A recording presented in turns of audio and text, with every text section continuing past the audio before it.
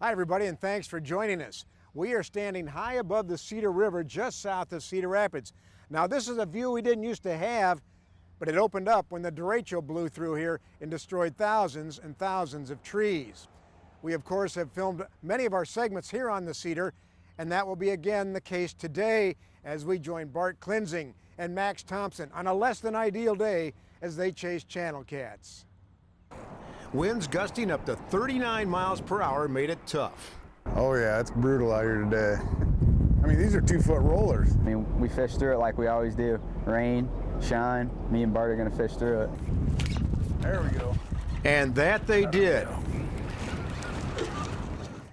We will also go turkey hunting, and we'll check out some absolutely ideal trails in our state parks. With more caves than any other state park in Iowa, Maquoketa Caves is one of the most unique outdoor attractions you'll find in the state. The park has a 6-mile-long trail system which links up to the caves and scenic overlooks throughout the park. But first, let's head to the Big River. It was late March. Fishing action was picking up, and we joined an old friend who was wetting a line just south of Prairie du Chien. He likes to call it transition fishing. I could go fishing all day long. This is my special fishing song. And when I want to be alone, I'll leave my troubles back at home and I'll go fishing down the road. Bum, bum, bum. Bum, bum, bum. Oh my. Got him back. Hey, that's a better one. Look at the minnows in there. Maybe 1.5 pounds though. On a calm, cool, overcast day, Tony Peltz of Garnavillo and his nephew Taylor Bergen of Palo were chasing smallies on the Big River. Not giants, but they're fun. They call it transition fishing because the fish are leaving their deep wintering holes for new habitat. There's a rock wing dam down here that we want to get to next and try a little bit. Like I said, I think these fish are in their transition. They're going to want to start spawning here in probably a couple weeks. The water's at 45.8. It's going to be about 55. They'll probably start doing their thing. So just try to figure out where they're at. There's a lot of area out here to try to find them. As you will notice in this video, neither Tony nor Taylor ever got into a whopper, but they got into a lot of real nice fish that provided tons of fun.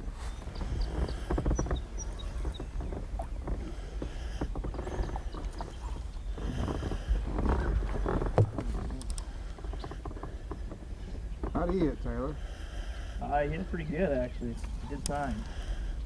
You like catching these smallies? Nothing better on the river. If they're biting, it's pretty hard to beat those. So. Especially, early spring and in the fall, that cold water not really gets them going, especially when largemouth are lethargic. So definitely a favorite fish to target early spring and late fall for sure. You changed up a little bit there. Yeah, I decided having some trouble with the Ned rig not getting any bites, so I just went to a little balsa crankbait here.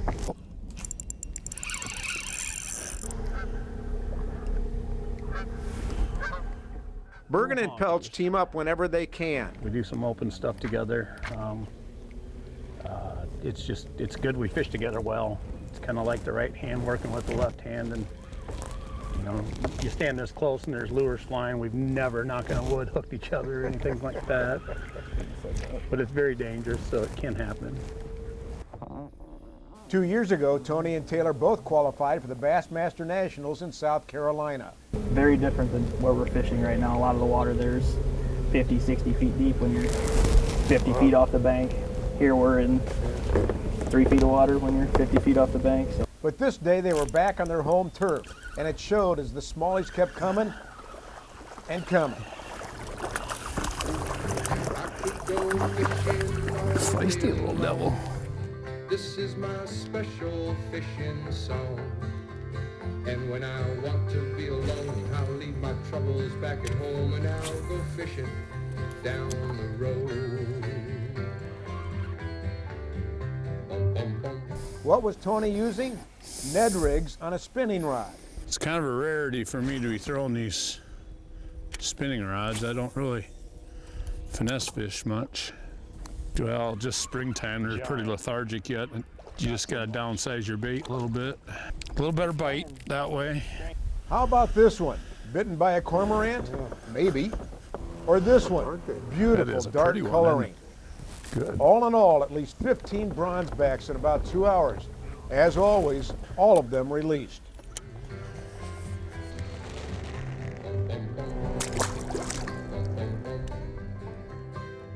Thanks to Tony and Taylor for letting us tag along with our camera. Tony always puts us on fish. Now, grab your camo, grab your turkey call. There are gobblers out there, somewhere.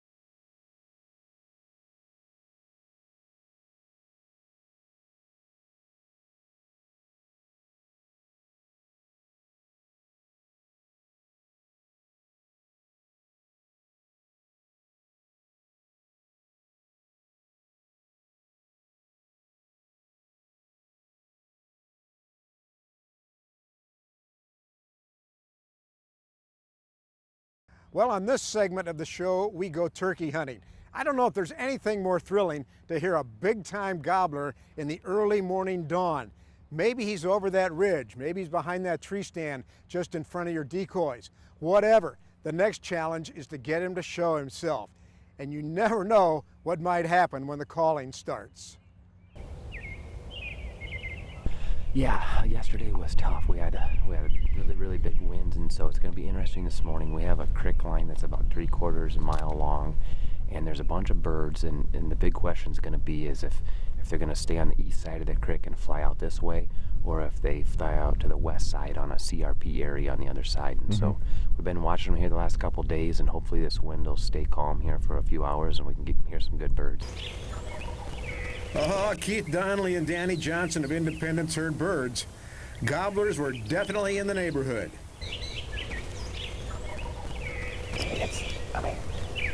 That bird's not down on the bottom. So I would say this too. We think that there's a tom that's up on top of the hillside, about a couple 100 yards away to the south of us. And then there's some birds across the creek. So we're hoping this tom that's up on top of the hillside, they like to run this fence line and get out to the alfalfa field and out here on the edge of this pasture. So hopefully it'll head this way here. You know, John, they always say the best callers can bring in any toms, and so we're gonna see how good Danny is today. Well, I appreciate that.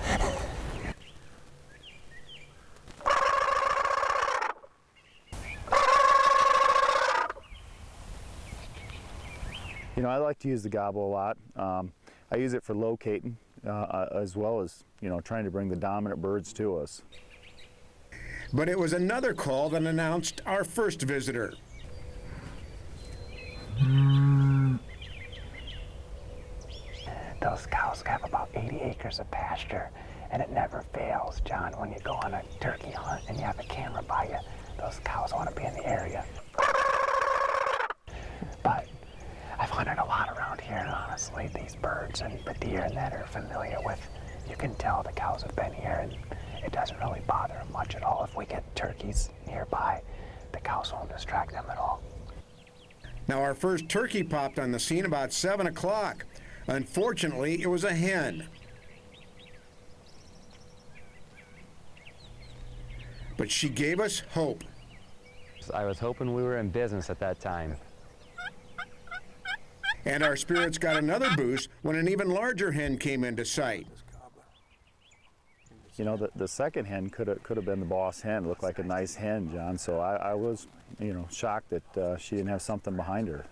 Something like a big bearded gobbler.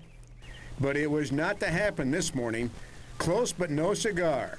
I think there was only one bird here earlier. I agree. I think all the others were down by that CRP. Yeah.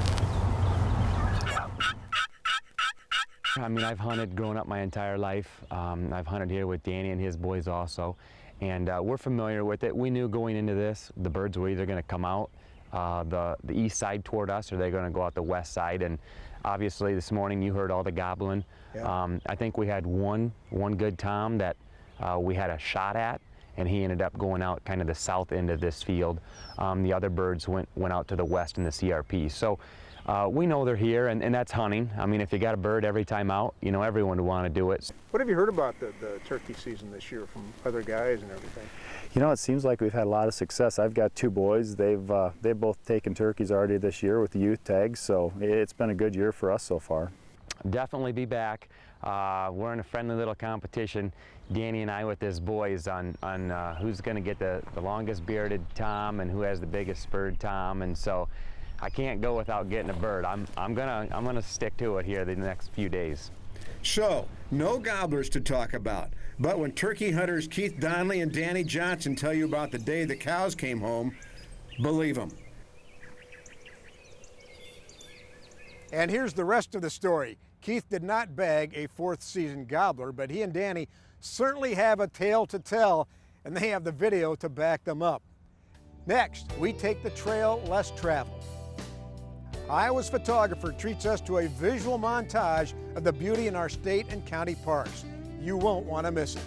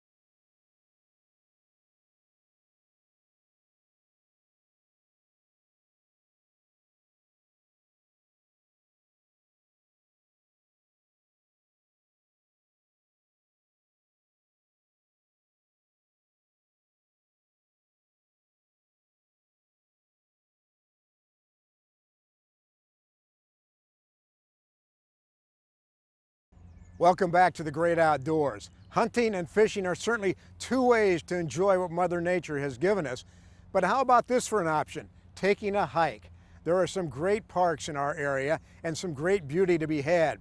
Iowa's photographer Kyle Sleichter loves to use his camera, loves to document this beauty, and he takes us on some of his favorite trails in eastern Iowa.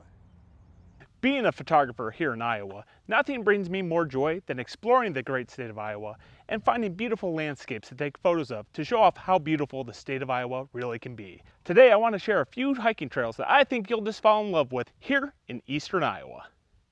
Starting off our hike, we'll be visiting Maquoketa Caves State Park. With more caves than any other state park in Iowa, Maquoketa Caves is one of the most unique outdoor attractions you'll find in the state. The park has a 6-mile-long trail system which links up to the caves and scenic overlooks throughout the park.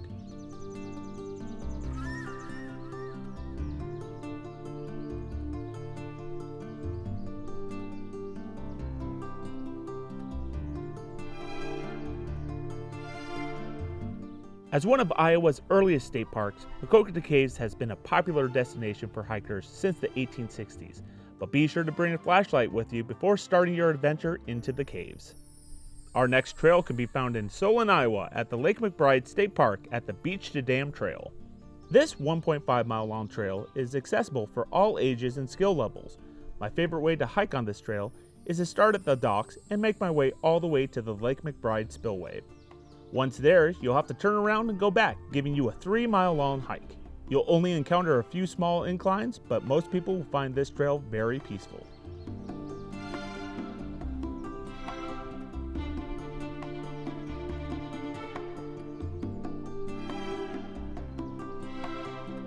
Ramping up the difficulty a little bit, we'll make a trip over to Iowa City and visit Woodpecker Trail / Squire Point Trail. These two trails offer a little bit more of a challenge for hikers due to having steeper hills on the path.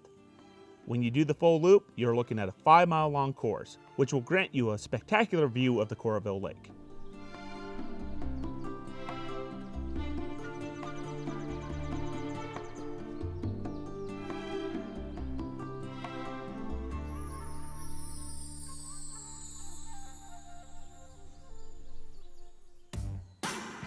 Heading 20 miles north, we'll be making our next stop at the Palisades-Kepler State Park in Mount Vernon, Iowa. Putting all the trails together, you're looking at a 5-mile-long hike that offers a mild challenge for hikers, but is very rewarding nonetheless.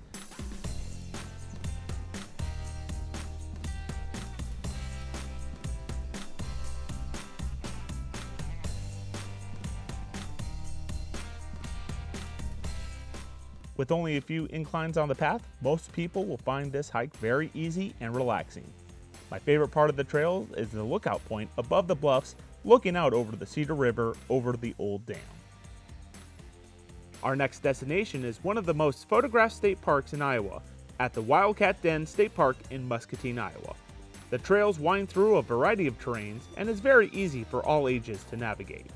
Home of the historic Pine Creek Grist Mill, this is the perfect location for photographers, history buffs, or people who just want to enjoy the peace and quiet of the outdoors.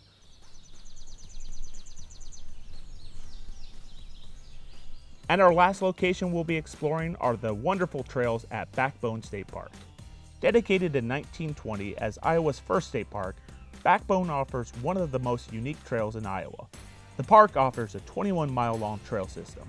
In some locations on the trail, you'll be navigating through a rocky path, so be sure to watch your step.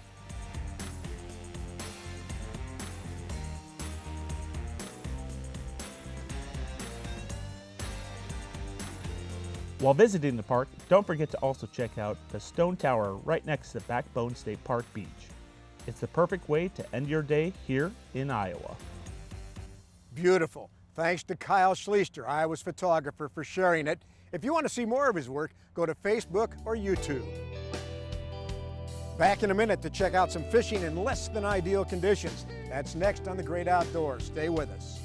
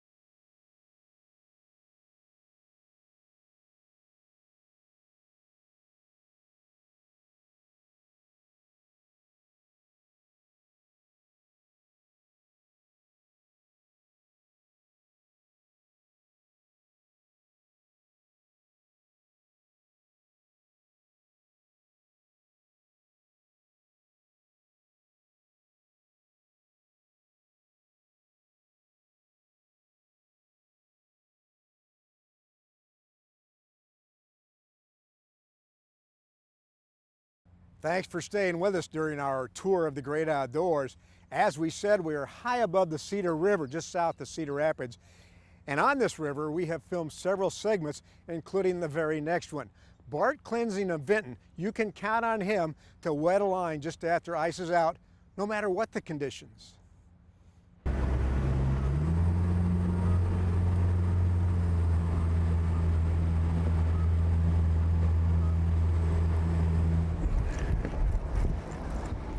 Fishing's real good right now. In the spring, everybody likes fishing in the spring because they're feeding up pretty good, heavy before it spawns. Out on the Cedar River, just above the 5-in-1 dam, with the old veteran Bart Cleansing of Vinton and Max Thompson of LaPorte City. Winds gusting up to 39 miles per hour made it tough. Oh yeah, it's brutal out here today. I mean, these are 2-foot rollers. Maybe I can do this.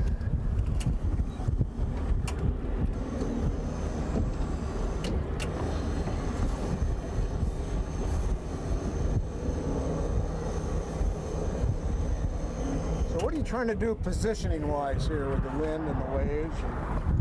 Just trying to get her to straighten down so we can fish out the back of the boat. We got too much side wind. I mean, we fish through it like we always do. Rain, shine, me and Bart are gonna fish through it. I don't think so. We're gonna get some fish here. There we go. And that they did.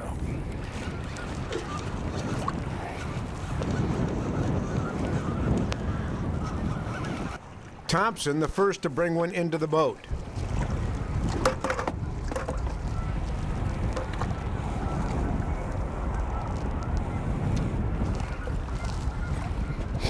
Just baby ones right now. He hit that pretty good, didn't he? Yeah, he's got a lot of fight for a little guy. See how their bellies are all dirty? They're in the wintering holes. They're all dirty fish. The best news? There were more cats to come. Why are you wearing the gloves today? Because of the bait. It's not smelling very good. Cut shad. It's not because of the COVID.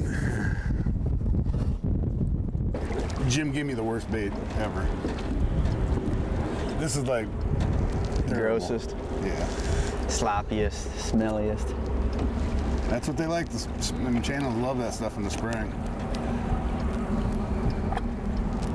It smells a lot worse than it looks.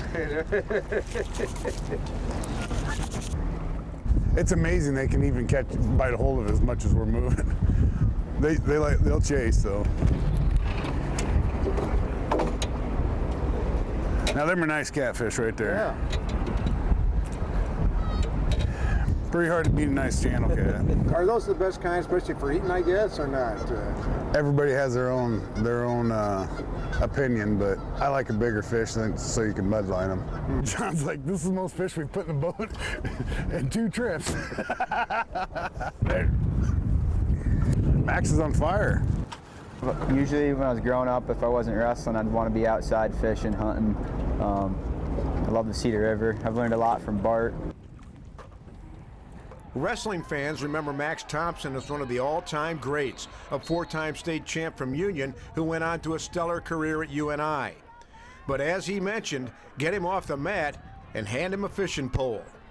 Yeah, I like catfishing the best. I just like to have a bunch of poles out, sit out, relax. I like to fish overnight.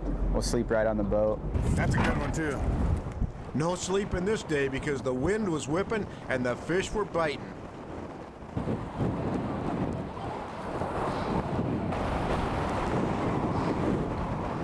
Nice fish. Fishing on back here. We're gonna call this wind drifting. Might as well put a. I mean, drifting works great for catfishing, but Might as well put a sail around today. yeah. I like fishing down in the middle of Cedar Rapids. Really? Yeah, there's a lot of fish down in there. Below the 5-in-1 is always a good time.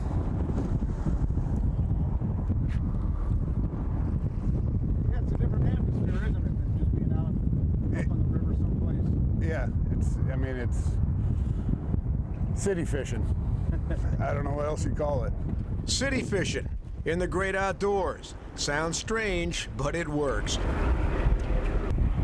No, Mother Nature doesn't always dish up ideal conditions, but I think with caution, common sense, and preparation, most outdoorsmen have figured out how to make it happen even when conditions are not ideal.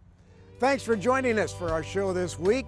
As always, the information highway is great, but we'll see you on the back roads.